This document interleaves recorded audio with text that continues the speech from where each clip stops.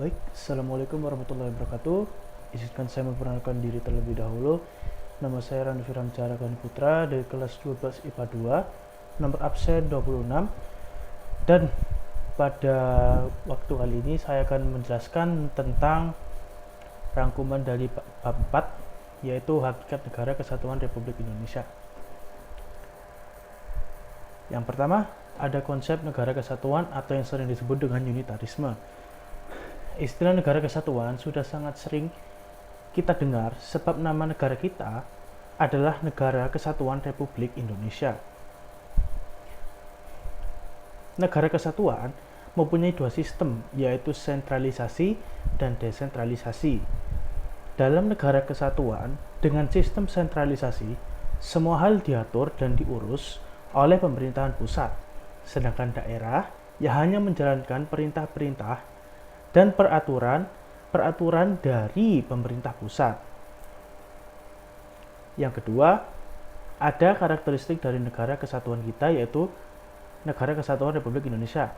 Karakteristik negara kesatuan Indonesia juga dapat kita pandang dari segi kewilayahan, yang seperti disebutkan dalam pasal 25A UUD NRI tahun 1945 menentukan bahwa Negara Kesatuan Republik Indonesia adalah sebuah negara kepulauan yang berciri Nusantara dengan wilayah yang batas-batas dan hak-haknya ditetapkan oleh undang-undang. Nah, kesatuan wilayah tersebut juga mencakup antara lain, yaitu yang pertama, ada kesatuan politik. Yang kedua, ada kesatuan hukum. Yang ketiga, ada kesatuan sosial budaya. Dan yang keempat, ada kesatuan ekonomi. Serta yang kelima adalah kesatuan pertahanan dan keamanan.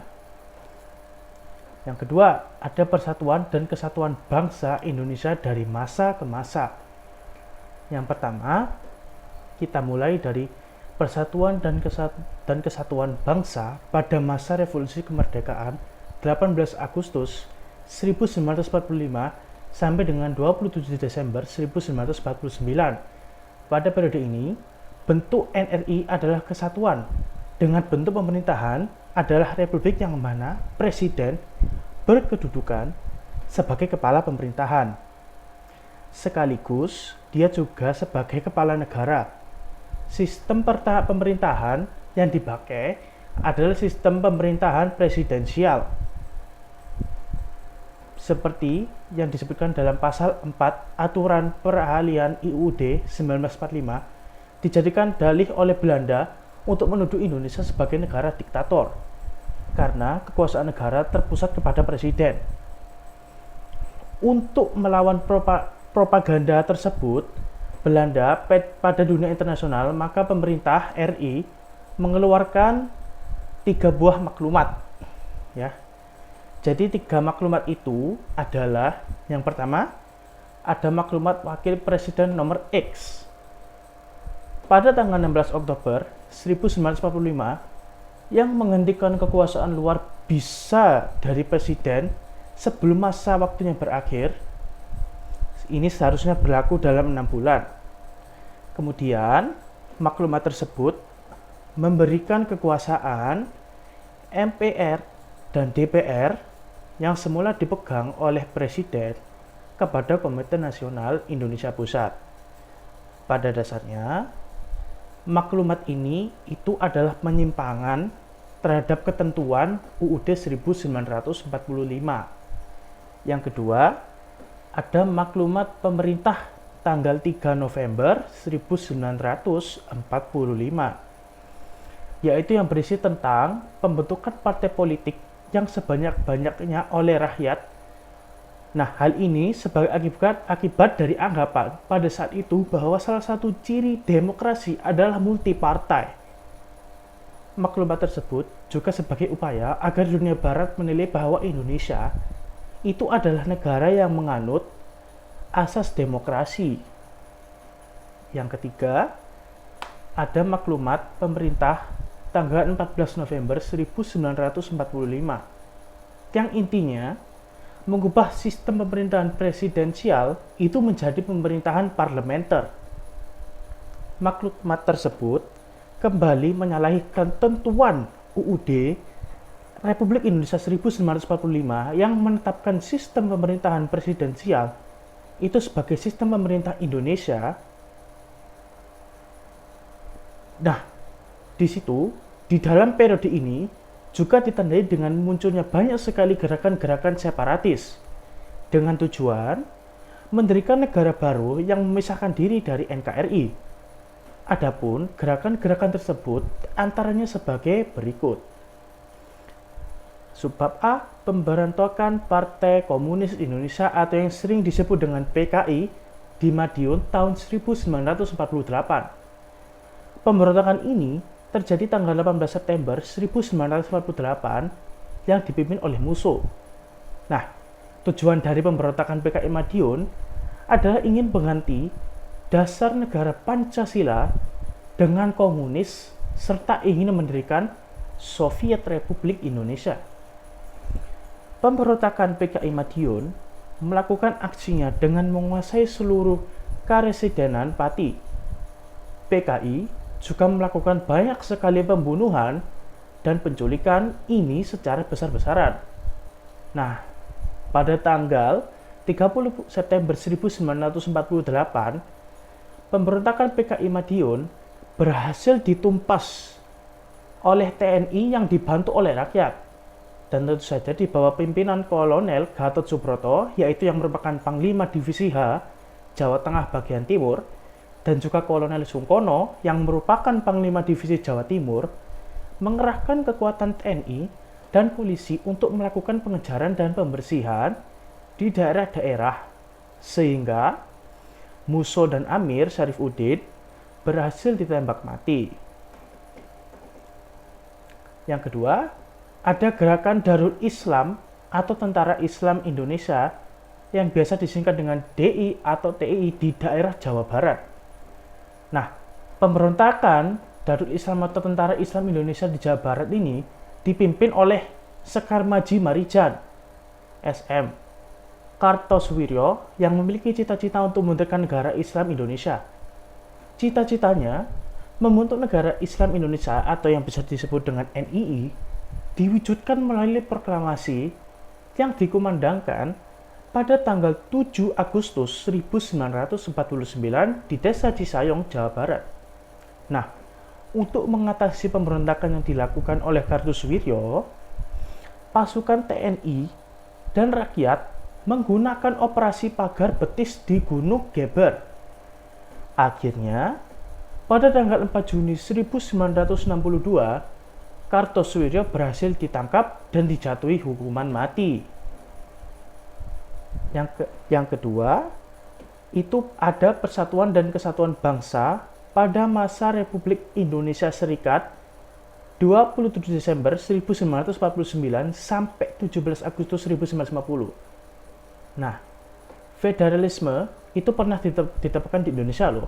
Pada rentang 27 Desember 1949 sampai dengan 17 Agustus 1950. Pada masa ini, yang dijadikan sebagai pegangan adalah Konstitusi Republik Indonesia Serikat tahun 1949.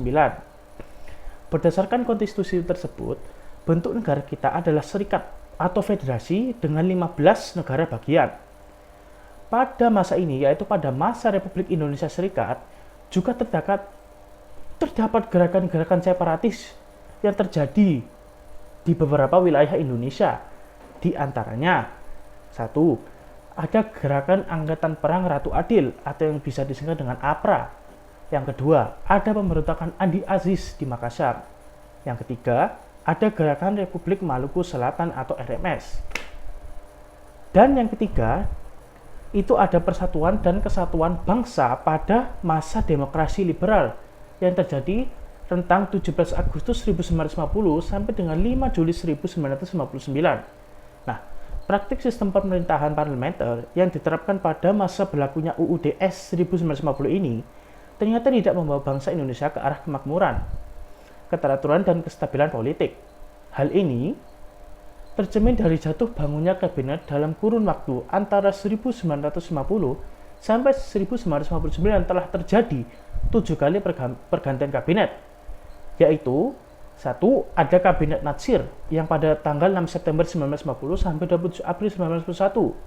Yang kedua ada Kabinet Sukirman yaitu 27 April 1951 sampai 3 April 1952. Yang ketiga ada Kabinet Ulopo 3 April 1952 sampai 30 Juli 1953. Yang keempat ada Kabinet Ali Sastromijojo 1 30 Juli 1953 12 Agustus 1955. Dan ada Kabinet Burhanuddin Harahap 12 Agustus 1955 sampai 20 Maret 1956. Pada masa kabinet ini, Indonesia pertama kalinya menyelenggarakan pemilihan umum yang diikuti oleh 28 partai. Pemilu dilaksanakan atas dasar Undang-Undang Nomor Pemilu Nomor 7 Tahun 1953. Pemilu 1945 dilaksanakan selama 2 tahap, yaitu pada tanggal 29 September 1955 untuk memilih anggota parlemen, dan untuk tanggal 15 Desember untuk memilih anggota konstituante.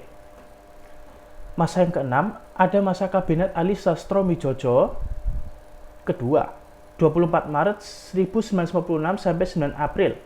Nah, pada periode ini juga terjadi beberapa gerakan separatis di daerah-daerah di antaranya, satu, Gerakan Darul Islam atau Tentara Islam Indonesia seperti saya sebutkan yang jelaskan tadi.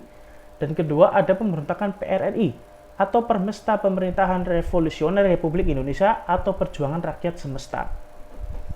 Yang keempat, Persatuan dan Kesatuan Bangsa pada masa Orde Lama yaitu 5 Juli 1959 sampai dengan 11 Maret 1966. Nah, di masa ini Presiden berkedudukan sebagai kepala negara dan kepala pemerintahan. Kabinet yang dibentuk pada tanggal 9 Juli 1959 dinamakan Kabinet Kerja yang terdiri atas 1. Kabinet Inti yang terdiri atas seorang Perdana Menteri yang dijabat oleh Presiden dan 10 orang menteri.